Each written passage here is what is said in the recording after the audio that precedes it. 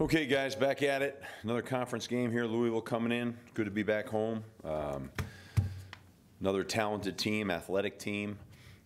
Obviously, Coach Petrino has done an unbelievable job there at Louisville.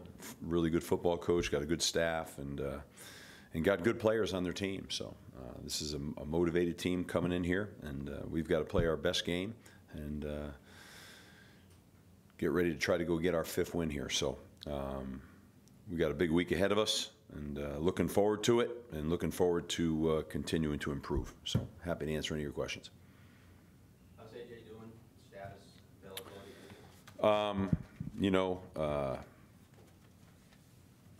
I just don't know yet. I mean, this won't change, just so you know. Yeah. I mean, it'll continue to be a day-to-day, week-to-week deal. I mean, it's just hard to know,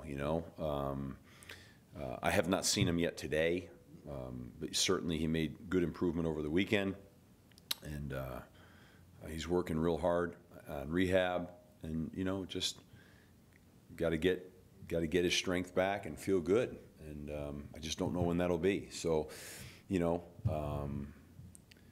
I wouldn't anticipate me having a whole lot of information in the next couple of days, but he is improving for sure, and looks better each and every day. That's for sure too. So we'll see where we head. Talk about then Ben Glines. Did he have a lot of carries in the preseason and training camp, and is he working his way into a starting running back position? Yeah, I mean he gradually increased his carries and continue to get more as the year went on. I mean, I think we're also Benny's done a great job. We're trying Travis, and we're trying to develop David Bailey. We got pretty accustomed to a style of play with AJ in there. And I think what we're doing now is making sure and trying to make sure we find the right rhythm with the new normal, and that's fine. That's what we're working on, right? And that's what we'll do. I thought we started to hit a little stride with it in the second half against NC State. Obviously, it was a little too late. Would have liked to have seen that happen earlier. Although earlier there was some really good opportunities earlier in that game as well, though. So. But I think in the run games, some adjustments, trying to make sure you're trying to take advantage of each guy's individual. It just, we went from having a supplemental role to a full-time role, and exactly how that tweaks us and shapes us. I think, we're in speed fashion trying to get that right, I know you're a little tentative about Anthony in the run game, but he did take off a couple of times. Is that another factor that could be? Could be. Just got to be, want to be careful with him. Not like we're going to all of a sudden turn that thing into a Q run game. But we did. We carried a couple things that as I said, and we'll continue to slowly add to that.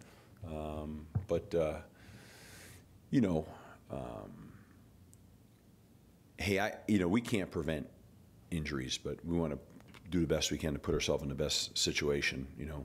We don't want to continue to lose some of our biggest firepower players here. We went on the road and on the road to play a really good NC State team without our best player. I mean, that's hard to do, and so you'd like to keep that to a minimum if that's at all possible. Of course, you don't control that, but you don't. I think you want to be careful not to add to it.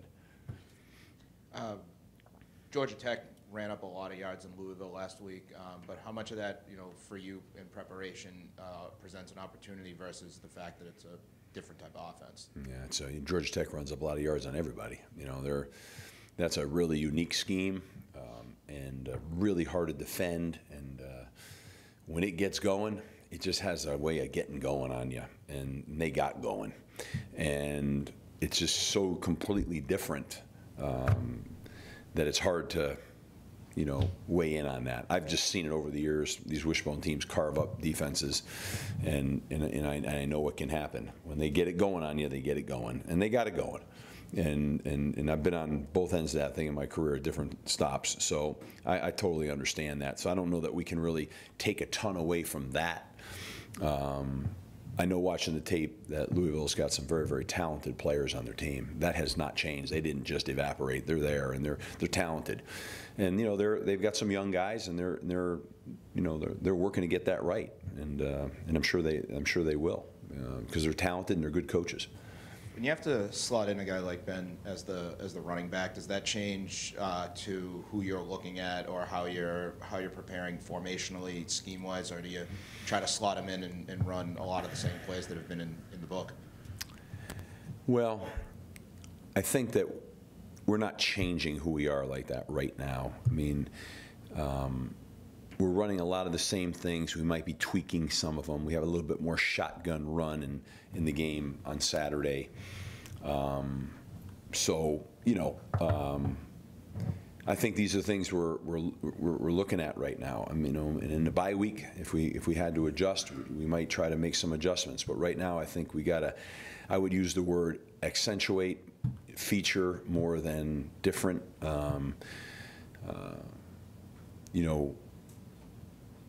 And we've got a lot of other players that have got to step up and play, and a lot of them did. I mean, we saw a phenomenal catch by Tom Sweeney. We have, and we saw some really fabulous plays out there. And the shame was we left more than a handful in the first half. We left them on the field, and they were pretty obvious to see. So I think that's the shame of that part right there. Was there a concerted effort to fix the special teams? It looked like there were no liabilities at all from those units on Saturday. I think, as I said before, when we, and I'm not picking up on words, but fix the special teams. I mean, I to look in the eye and tell you I fixed the fact that the punter didn't drop the ball. I mean, I didn't really fix that, and I didn't fix the fact that Mike Walker didn't, he secured the kickoff. I mean, he's a good player. He dropped the ball. It happens. He had a couple drops. He had one on a punt, one on a kickoff. It's uncharacteristic of him, but it happened.